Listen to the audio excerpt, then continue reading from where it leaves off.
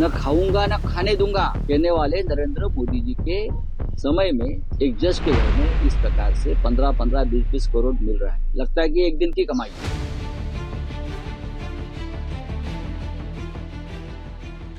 Delhi high court के justice Yashwant Verma के आवासीय परिसर में भारी मात्रा में नकदी मिलने के आरोपों पर सुप्रीम कोर्ट ने एक अभूतपूर्व कदम उठाया।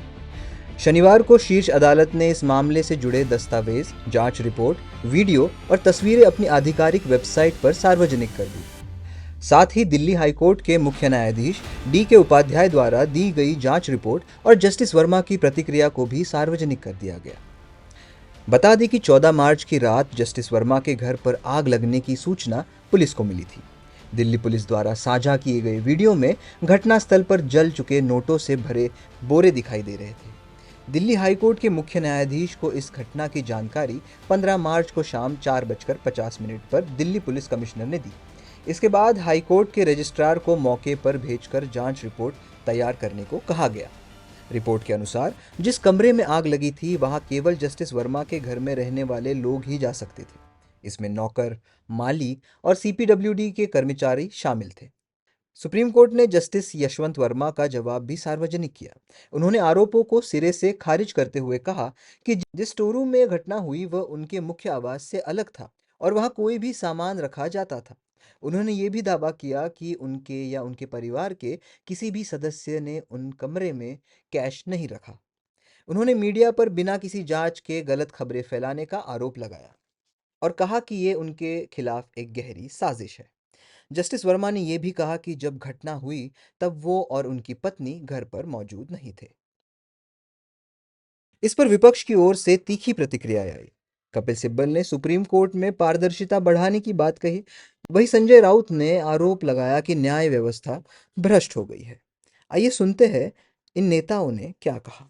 न खाऊंगा न खाने दूंगा कहने वाले नरेंद्र मोदी जी के समय में इस प्रकार से हमारी जुडिशियरी में एक जज के घर में इस प्रकार से 15-15, 20-20 करोड़ मिल रहा है। लगता है कि एक दिन की कमाई है।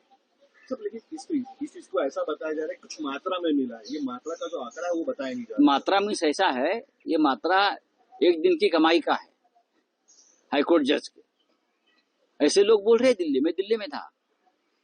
जो आंकड़ा आया है, जो मात्रा आई है 15 करोड़ कुछ नहीं दिल्ली में। ऐसे भी दिल्ली की अगर ये चर्चा है जुडिशियरी के बारे में तो ये बहुत गंभीर बात है। इसलिए तो मैं कहता हूं कि शिवसेना को न्याय क्यों नहीं मिला सुप्रीम कोर्ट में। उसका कारण ये है, न्याय व्यवस्था दबाव में है और न्याय व्यवस्था भ्रष्ट है। The issue of corruption within the judiciary is a very serious issue, and this is not something that has been articulated by senior counsel and lawyers in this country for the first time. It's been going on for years, and public statements have been made. So I think that it's time for the Supreme Court to start looking at issues of how the appointment process should take place, that it should be more transparent, appointments should be more carefully done. It's a very serious issue if it's true. And but we would still like to ask the Collegium what next. And today we will also meet the Vice President of India in Rajya Sabha Parliament in session, because abhi hamare paas facts nahi hai. We are waiting for more facts to come. We don't know what was the amount. Was it seized? Not seized? And if found, why? Then what is the procedure for seizing such amount? आपने case तो register किया नहीं होगा. When there is no case, how will you seize it? तो बहुत सारे issues हैं which will have to be discussed. We would also like the Law Minister of India to come and make a statement about this in Parliament. Delhi high court के मुख्य न्यायाधीश द्वारा दी गई report और जस्टिस वर्मा की प्रतिक्रिया पर गौर करने के बाद भारत के मुख्य न्यायाधीश संजीव खन्ना ने 21 मार्च को इस मामले की जांच के लिए 3 सदस्यीय समिति का गठन कर दिया। इस समिति में शामिल होने वाले जज होंगे जस्टिस शील नागू, जस्टिस GS संधावलिया और जस्टिस अनु शिवरामन।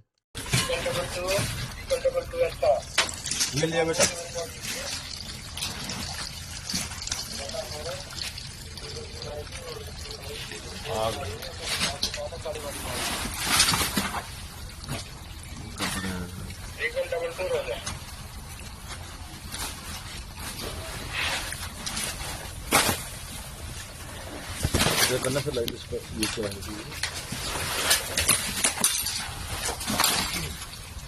सब कर दे सब कर दे।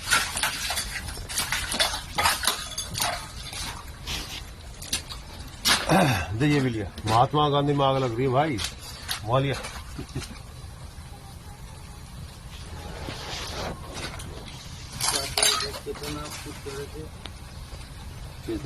ये भी लिया बेटा